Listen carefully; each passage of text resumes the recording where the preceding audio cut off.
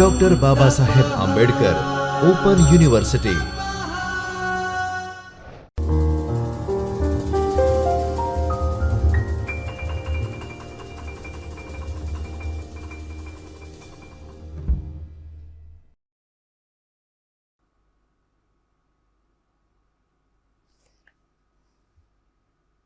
नमस्कार विद्यार्थी मित्रों, doctor Baba Saheb Ambedkar open university के चैतन्य स्टूडियो से इस आभासी कक्षा में मैं प्राध्यापिका पारुल परमार आपका हार्दिक स्वागत करती हूँ। आज हम TYBA के प्रश्न पत्र 6 की इकाई 30 हिंदी आलोचना का विकास के बारे में बात करेंगे। इकाई 30 हिंदी आलोचना के क्रमिक विकास से संबंधित है। इस इकाई को जानने के बाद आलोचना का अर्थ और साहित्य के लिए उसका महत्व स्पष्ट कर सकेंगे तथा तत्कालीन राजनीतिक और सामाजिक परिस्थितियों का हिंदी साहित्य पर पड़ने वाले प्रभावों का उल्लेख भी कर पाएंगे।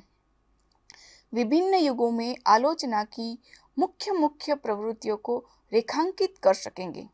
हिंदी आलोचना के विकास में प्रमुख आलोचकों के योगदान की चर्चा कर पाएंगे। हिंदी साहित्य की विभिन्न गद्य विधाओं के विकास और उनकी प्रवृत्तियों का अध्ययन हम पिछली इकाइयों में कर चुके हैं। इस इकाई में हम हिंदी आलोचना के इतिहास से परिचित हो रहे हैं। आलोचना को समालोचना और समीक्षा भी कहा जाता है। डॉक्टर गुलाब राय का कथन है, आलोचना का मूल उद्देश्य कवि की कृति का सभी दृष्टिकोणों से आस्वाद कर पाठकों को उस प्रकार के आस्वाद में सहायता देना तथा उनकी रुचि को परिमार्जित करना एवं साहित्य की गति निर्धारित करने में योग देना है। इस तरह आलोचना साहित्य की व्याख्या करते हैं, उसके गुण दोष बताती है, उसके निर्माण की दिशा निर्धारित करती है। हिंदी आलोचना का इतिहास रीतिकाल से थोड़ा पहले शुरू होता है। रीतिकाल का रीतिबद्ध साहित्य रीतिवादी आलोचना से प्रभावित है और लक्षणों के उदाहरण रूप में रचा गया है। दरअसल उस समय विवेचना गद्य में नहीं पद्य में की जाती थी। यह माध्यम विवेचन विश्लेषण के लिए उतना उपयुक्त नहीं था। साहित्य को देखने समझने की दृष्टि बदली तो उसके मूल्यांकन की कसौटी भी बदली। आलोचना में जो युगांतर आया उसे प्रमुखतः 3 युगों में हम बांट सकते हैं, शुक्ल पूर्व युग, शुक्ल युग और शुक्लोत्तर युग। इस वीडियो में इन तीनों युगों की विस्तृत चर्चा करेंगे ताकि हम हिंदी आलोचना के क्रमिक विकास की जानकारी प्राप्त कर सकें। सबसे पहले हिंदी आलोचना का विकास। तो हिंदी आलोचना का प्रारंभ भी गद्य की अन्य विधाओं की तरह उनके साथ साथ ही भारतेंदु युग यानी कि आधुनिक युग से हुआ है। इस युग में मुद्रण कला का विकास हुआ, राजनीतिक जागृति आई और पत्र पत्रिकाओं का लगातार प्रकाशन हुआ। अंग्रेजी साहित्य के संपर्क से लोगों को नई नई जानकारियां मिली। स्कूल कॉलेजों में हिंदी पढ़ाई जाने लगी। अध्यापकों को साहित्य सृजन की नवीन प्रेरणा मिली, जिसके फलस्वरूप गद्य में पुस्तकें लिखी जाने लगी। इस प्रकार धीरे धीरे गद्य की तमाम विधाओं का विकास हुआ। गद्य का विकास भी आधुनिक आलोचना के उद्भव और विकास का सहायक कारण बना। आलोचना के विकास में पाश्चात्य साहित्य और बौद्धिक जागृति प्रधान कारण थे। उस समय एक एक विषय पर इतनी पुस्तकें प्रकाशित हो रही थी कि सबको पढ़ना संभव न था। अतः पाठक अच्छी पुस्तकों की उपादेयता को आंकने लगा। इसी से उसमें आलोचना की प्रवृत्ति पैदा हो गई। हिंदी साहित्य को परिस्थितियों ने नए आयाम और नए संदर्भ दिए। फलतः आलोचना के पुराने मानदंड अपर्याप्त दिखाई देने लगे और पाश्चात्य समीक्षा साहित्य से प्रेरणा प्राप्त करके हिंदी आलोचना ने नए युग में प्रवेश किया। आलोचना के प्रारंभिक काल यानी कि भारतेंदु काल की आलोचना में निंदा स्तुति की अधिकता रही। इस युग के बाद पंडित महावीर प्रसाद द्विवेदी के प्रयत्नों से हिंदी आलोचना का स्वरूप कुछ और अधिक व्यवस्थित और सुनियोजित हुआ। हिंदी आलोचना में विश्लेषण और मूल्यांकन की प्रवृत्ति तेजी से बढ़ी। आचार्य रामचंद्र शुक्ल ने हिंदी आलोचना को शास्त्रीय एवं वैज्ञानिक धरातल पर प्रतिष्ठित किया। इसलिए हिंदी आलोचना के विकास के केंद्र में आचार्य रामचंद्र शुक्ल को मानते हुए हम उसे 3 युगों में बांट सकते हैं। पहला शुक्ल पूर्व हिंदी आलोचना जो 1850 से 1920, दूसरा शुक्ल युगीन हिंदी आलोचना 1920 से 1940 और शुक्लोत्तर हिंदी आलोचना 1940 से आज तक। उसमें सबसे पहले हम बात करते हैं शुक्ल पूर्व हिंदी आलोचना की। तो जैसा कि हमने पहले बात की कि हिंदी आलोचना की विधिवत शुरुआत भारतेंदु युग से ही हुई थी, किंतु इससे पहले भी भक्ति और रीति युग में आलोचना के क्षेत्र में अनेक प्रयास दिखाई पड़ते हैं। अतः शुक्ल पूर्व हिंदी आलोचना के विकास को दरअसल 3 युगों के परिप्रेक्ष्य में देखना होगा। पहला भारतेंदु पूर्व हिंदी आलोचना, दूसरा भारतेंदु युगीन आलोचना और तीसरा द्विवेदी युगीन हिंदी आलोचना। इसमें सबसे पहले भारतेंदु पूर्व हिंदी आलोचना में देखें तो भारतेंदु से पूर्व भक्ति और रीति युग में आलोचना के क्षेत्र में प्रयास हुए हैं। भक्ति काल में भक्ति का प्रभाव इतना प्रबल है कि वहां अलग से काव्य सिद्धांतों की चर्चा प्रायः नहीं हुई है।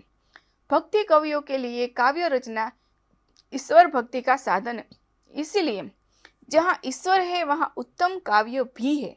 कबीर, सूर, तुलसी, मीरा, भक्ति काल के ये सभी भक्त कवि इसी आदर्श को मानते हैं। इस काल में भक्तों के जीवन विचार भक्ति से परिचित कराने वाले ग्रंथ लिखे जाने लगे थे, जिन्हें वार्ता साहित्य के नाम से जाना जाता है। भक्त कवियों की कविता के संबंध में भी कहीं कहीं विचार हुआ है। काव्य के वर्ण विषय और शैली संबंधी विशेषताओं के अतिरिक्त काव्य के जन साधारण पर पड़ने वाले प्रभाव का भी उल्लेख हुआ है, किंतु इनमें प्रशंसात्मक दृष्टिकोण ही अपनाया गया है। भक्तमाल में सुर के संबंध में और वल्लभाचार्य ने सुर की भक्ति और कविता पर प्रसंगवश जो कुछ भी कहा गया है उसमें आलोचना के तत्व निहित है। रीतिकाल में मौलिक विचारों की प्रवृत्ति तो है, किंतु गूढ़ चिंतन और विषय के शास्त्रीय एवं यथार्थ ज्ञान का अभाव है। इसका कारण यही हो सकता है कि उस काल में गद्य रचना की पुष्ट परंपरा नहीं थी। रीतिकाल का कवि पहले काव्य के अंगों का लक्षण देता था और बाद में स्वरचित कविताओं को उदाहरण स्वरूप रख देता था। कुछ आचार्यों ने अपने काल के अन्य कवियों की कविताओं का भी उदाहरणों में उपयोग किया है। इस काल में रीति ग्रंथ बहुत लिखे गए। आचार्यों ने प्रायः काव्य के सभी अंगों पर स्थूल रूप से विचार प्रकट किए। इस युग में संस्कृत समीक्षा शास्त्र की गई शैलियों का अनुकरण किया गया। अनेक कवियों का काव्य शास्त्रीय विवेचन तो आचार्यत्व की कोटि तक पहुंच गया। ऐसे कवियों में प्रमुख है आचार्य केशवदास, चिंतामणि, कृपाराम, पद्माकर, भिखारीदास, देव, घनानंद, मतीराम, बिहारी आदि। इनमें आलोचना की 2 विशिष्ट धाराओं को देखा जा सकता है। पहली अलंकारवादी रसवादी। अलंकारवादी धारा के प्रवर्तक केशवदास है तो रसवादी धारा के प्रवर्तक देव, मतीराम और बिहारी। हिंदी साहित्य के सर्वप्रथम आचार्य केशवदास माने जाते हैं। संस्कृत के अच्छे विद्वान होने के कारण उन्होंने अलंकार शास्त्र का निरूपण हिंदी में सफलतापूर्वक किया। उन्होंने रसिक प्रिया और कवि प्रिया में अलंकार शास्त्र के प्रायः सभी विषयों का प्रतिपादन किया। रसिक प्रिया का विषय रस है, इसमें श्रृंगार को ही प्रधानता दी गई है। केशवदास रचित रामचंद्रिका अलंकारों और अन्य काव्य अंगों के उदाहरणों का संग्रह है। साथ ही इसके माध्यम से कवि ने प्रबंध काव्य के शास्त्रीय रूप का भी एक उदाहरण हिंदी साहित्य के सामने रखा है। चिंतामणि, कुलपति, श्रीपति दास और प्रताप सिंह जैसे आचार्यों ने संस्कृत समीक्षा के अनुकरण पर ग्रंथों की रचना की। ये सभी आचार्य अलंकारवादी धारा के प्रतिनिधि हैं। इस धारा में चिंतामणि का कविकुल कल्पतरु और काव्य विवेक, सेनापति का काव्य कल्पद्रुम, श्रीपति का काव्य सरोज, प्रताप सिंह कृत काव्य विलास तथा देव रचित शब्द रसायन उल्लेखनीय है। कवि देव मुख्यतः रसवादी धारा के हैं, लेकिन अलंकार शैली में भी उन्होंने रचना की है। रसवादी धारा के आचार्यों ने श्रृंगार रस और नायिका भेद को प्रधानता दी। इस शैली की विशेष उल्लेखनीय पुस्तकें हैं केशवदास की रसिक प्रिया, देवकृत भावविलास, रसलीला, दास की रस निर्णय, पद्माकर रचित जगत विनोद, मतीराम की रसराज तथा बिहारी की बिहारी सत्सई। रीतिकाल में पद्यबद्ध टीकाएं भी लिखी गई है। इनकी विशेषता आलोच्य वस्तु के अर्थ को अधिक स्पष्ट करना है, किंतु काव्य में निहित सौंदर्य का निर्देश नहीं हुआ है। हाँ, राजस्थान की कृति कृष्ण रुक्मिणी बेली की कई टीकाएं लिखी गई है। इनमें अलंकार, निर्देश और काव्य सौष्ठव का विश्लेषण हुआ है। कुछ टीकाएं राजस्थानी गद्यों में भी लिखी गई। रीतिकाल के कुछ आचार्यों ने ब्रज भाषा गद्य का प्रयोग भी किया, लेकिन गद्य का सम्यक विकास इस समय तक न होने के कारण अधिक सफलता नहीं मिल सकी। वंशीधर और दलपति ने केशव, गंग, बिहारी, मतीराम आदि के छंदों के उदाहरण दिए और अलंकार मुक्त अंशों का निर्देश कर दिया। इन्होंने भी गद्य का प्रयोग किया। रीतिकालीन समीक्षा के आदर्श के अनुकूल शास्त्रीय समीक्षा का प्रौढ़ उदाहरण है सरदार कविकृत मानस रहस्य। यह ग्रंथ सूत्र शैली में लिखा गया है तथा सैद्धांतिक और व्यावहारिक दोनों प्रकार की आलोचनाओं का इसमें सुंदर प्रयोग हुआ है। इसमें रामचरितमानस की व्याख्या की गई है। कहीं कहीं गद्यों में भी विवेचन किया है। आलोचना का आधार युगीन साहित्यिक अपेक्षाएं होती है। भक्तिकालीन और रीतिकालीन आलोचना के मानदंड आधुनिक साहित्य की आलोचना के लिए पर्याप्त न थे। अतः आलोचना को विकसित करना जरूरी हो गया और आधुनिक युग में, भारतेंदु युग में आलोचना का एक नया स्वरूप सामने आया। तो अब हम भारतेंदु युग में आलोचना का क्या स्वरूप रहा उसके बारे में भी देखें तो भारतेंदु युगीन आलोचना। भारतेंदु युग जन जागरण का युग था। इस युग में राजनीतिक, सामाजिक, सांस्कृतिक तथा साहित्यिक, दर्शन और चिंतन के क्षेत्र में समस्त भारतीय जनमानस में एक नवीन क्रांति आई। इस युग के साहित्य में वैचारिक अभिव्यक्ति का उपयुक्त माध्यम गद्य ही हो सकता था। अतः गद्य की अनेक विधाएं, नाटक, कहानी, उपन्यास, निबंध की तरह आलोचना का भी विकास हुआ। साहित्य का उपयोगितावादी दृष्टिकोण स्वीकार किया जाने लगा। साहित्य में सुरुचि, नैतिकता और बौद्धिकता को प्रधानता मिलने लगी। भारतेंदु युग की आलोचना में इन्हीं तीन तत्वों को प्रमुखता दी गई। राष्ट्रप्रेम इस काल के साहित्य की प्रधान विशेषताओं में है। अतः आलोचनाओं में भी राष्ट्रीय दृष्टिकोण अपनाया गया। जुलाई अगस्त सन 1898 ईस्वी में हरिश्चंद्र चंद्रिका में एक उपन्यास की आलोचना हिंदी मुस्लिम समस्या को लेकर की गई है, जिसमें जातियों के पारस्परिक मेल का समर्थन किया गया है। भारतेंदु युग में अधिकांश आलोचनाएं पत्र पत्रिकाओं के माध्यम से ही विकसित होती रही। हरिश्चंद्र मैगजीन, हरिश्चंद्र चंद्रिका, भारत मित्र, सार सुधानिधि, ब्राह्मण आदि पत्रिकाओं में विविध विषयों पर लिखित लेख और टिप्पणियों में आलोचना दृष्टि का विकास हुआ।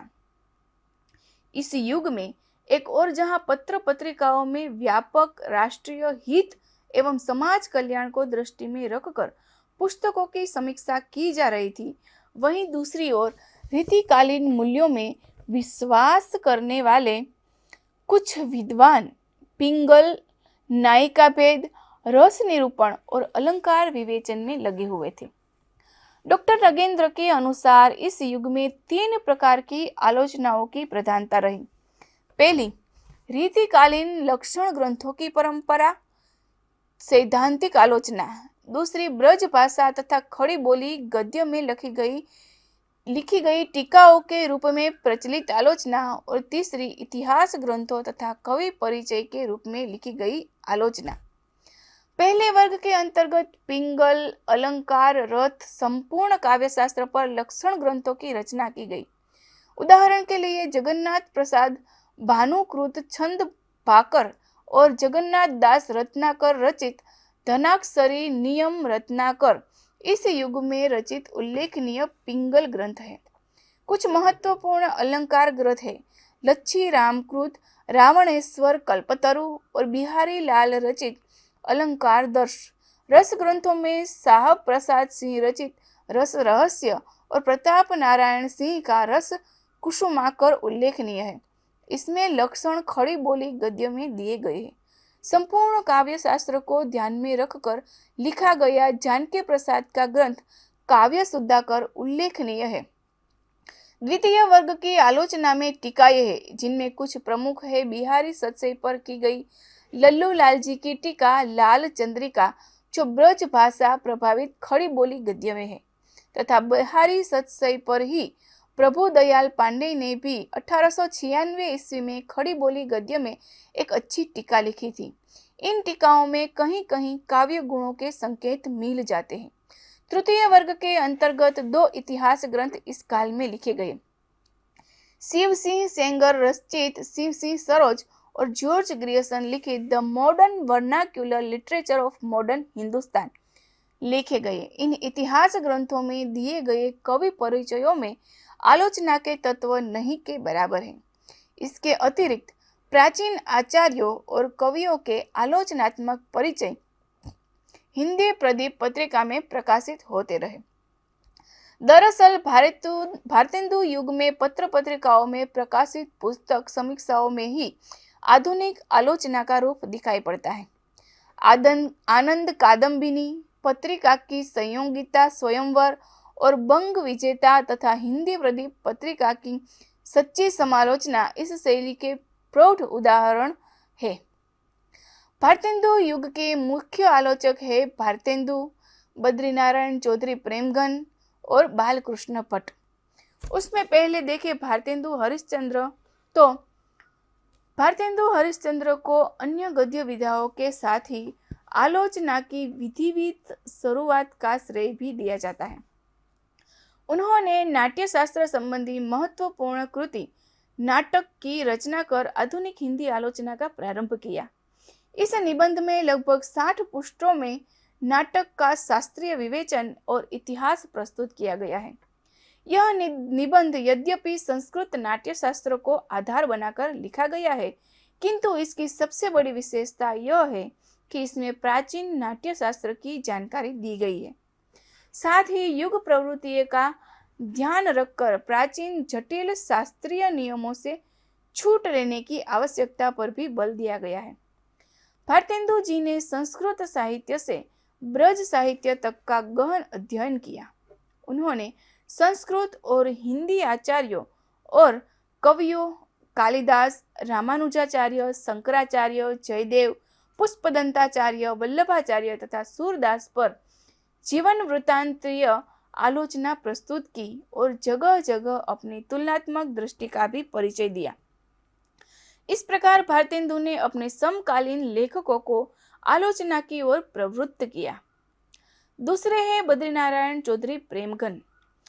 भारतेंदु मंडल के लेखकों में बद्रीनारायण चौधरी प्रेमघन का महत्वपूर्ण स्थान है। उन्होंने श्रीनिवास दास रचित संयोगिता स्वयंवर नाटक और गदाधर सिंह लिखित बंग विजेता उपन्यास के हिंदी अनुवादों की विस्तृत आलोचना आनंद कादम्बिनी पत्रिका में की थी। इसी से व्यवहारिक हिंदी आलोचना का सूत्रपात माना जाता है। इन्होंने अपनी आलोचना में पुस्तक के गुण दोषों का तटस्थ और साहित्यिक विश्लेषण किया है। उसके बाद आते हैं बालकृष्ण भट्ट। तो भट्ट जी ने संस्कृत साहित्य का गहन अध्ययन किया था। उन्होंने संस्कृत के अनेक कवियों एवं आचार्यों भवभूति, शनिदास, श्रीहर्ष, क्षेमेंद्र, वराहमिहिर, आनंदवर्धन, भट्टनारायण, राजशेखर, बाणभट्ट, विल्हण, वाल्मीकि, व्यास, गोवर्धनाचार्य और जयदेव के जीवन वृत्तांत प्रस्तुत करते हुए आलोचना लिखी और स्थान स्थान पर उनकी साहित्यगत प्रवृत्तियों में साम्य वैषम्य दर्शाकर अपनी दृष्टि का परिचय दिया। उनकी आलोचना का माध्यम हिंदी पत्रिका थी, जिसका संपादन वे स्वयं करते थे। भट्ट जी ने सैद्धांतिक विवेचना का उपयोग व्यावहारिक आलोचना में किया है। ये रचना की समीक्षा के मानदंड का उल्लेख सिद्धांतों के रूप में पहले कर देते हैं, फिर उसी आधार पर कृति का मूल्यांकन करते हैं। भट्ट जी की सच्ची समालोचना इसका सुंदर उदाहरण है। उन्होंने नील देवी, परीक्षा गुरु, संयोगिता स्वयंवर तथा एकांतवासी आदि कृतियों पर जो व्यावहारिक आलोचनाएं लिखी है वे उल्लेखनीय है। भट्ट जी कवि के परिचय में तो तटस्थ, गंभीर और विश्लेषणात्मक है, लेकिन पुस्तकों की आलोचना में कहीं कहीं मीठी चुटकियां भी लेते हैं। उनकी शैली व्यंग्य प्रधान है। इस प्रकार भारतेंदु काल के समीक्षकों का ध्यान काव्य के अत्यंत बाह्य और स्थूल रूप पर ही था। काव्य के भीतर भाव जगत में प्रविष्ट होकर उन्होंने विश्लेषण नहीं किया, लेकिन इतना जरूर है कि नई समीक्षा के भावी विकास का पूर्वाभास भारतेंदु काल में मिलने लगा था। आगे द्विवेदी युग में हिंदी आलोचना को नया और विस्तृत स्वरूप मिला। तो द्विवेदी युगीन आलोचना के बारे में बात करें तो हिंदी आलोचना को विकसित करने में आचार्य महावीर प्रसाद द्विवेदी का योगदान सराहनीय है। उन्हीं की देखा देखी द्विवेदी युग में अन्य लेखक भी आलोचना की ओर अग्रसर हुए। द्विवेदी युगीन हिंदी आलोचना में धीरे धीरे अधिक तर्क शक्ति, विचार क्षमता और सद्विवेकिनी शक्ति ने प्रवेश करना शुरू किया। भारतीय और पाश्चात्य साहित्य सिद्धांतों के अध्ययन और चिंतन के फलस्वरूप आलोचना की दृष्टि बहुत वैज्ञानिक होने लगी। पुस्तकीय समीक्षा से परे हिंदी आलोचना की कई महत्वपूर्ण पद्धतियां द्विवेदी युग में विकसित हुई। इस युग में सरस्वती के अतिरिक्त माधुरी वीणा, विशाल भारत, साहित्य समालोचक, मर्यादा आदि पत्रिकाओं ने आलोचना के विकास में बहुत योगदान दिया। द्विवेदी युग में हिंदी आलोचना के 5 रूप मिलते हैं। पहला शास्त्रीय आलोचना, दूसरी तुलनात्मक आलोचना, तीसरी अनुसंधानपरक आलोचना, चौथी परिचयात्मक आलोचना और 5वीं व्याख्यात्मक आलोचना। प्रथम वर्ग की शास्त्रीय आलोचना में संस्कृत आचार्यों की पद्धति पर लक्षण ग्रंथ लिखने की परंपरा है, जो रीतिकाल से चली आ रही थी। इस प्रकार की आलोचना में जगन्नाथ प्रसाद भानुकृत, काव्य प्रभाकर तथा छंद सारावली और लाला भगवान दीन रचित अलंकार मंजूषा महत्वपूर्ण कृतियां हैं। जगन्नाथ प्रसाद ने अंग्रेजी में भूमिका लिखी है और हिंदी के पारिभाषिक शब्दों के अंग्रेजी पर्याय भी दिए हैं। लाला भगवान दीन ने हिंदी अलंकारों की समुचित जानकारी देने के साथ ही साथ फारसी, अरबी और अंग्रेजी अलंकारों का भी उल्लेख किया है। तुलनात्मक आलोचना द्विवेदी युग की प्रमुख प्रवृत्ति कही जा सकती है। इस क्षेत्र में पंडित पद्म सिंह शर्मा का नाम महत्वपूर्ण है। मिश्र बंधु यानी कि पंडित गणेश बिहारी, श्याम बिहारी तथा सुखदेव बिहारी द्वारा रचित हिंदी नवरत्न में भी तुलनात्मक आलोचना को महत्व दिया गया। लाला भगवान दीन और कृष्ण बिहारी मिश्र ने देव और बिहारी की विशद तुलना करते हुए एक को दूसरे से बड़ा सिद्ध करने का प्रयत्न किया। अनुसंधान यानी शोधपरक आलोचना का विकास नागरी प्रचारणी पत्रिका के प्रकाशन से शुरू हुआ। शोधपरक आलोचना के उल्लेखनीय आलोचक है मिश्र बंधु, श्यामदास, जगन्नाथ दास रत्नाकर और सुधाकर द्विवेदी। मिश्र बंधु रचित मिश्र बंधु विनोद में कवियों के जीवन वृत्तों के साथ उनकी कृतियों की जानकारी तथा उनके काव्य के संबंध में अपना मत प्रकट किया गया।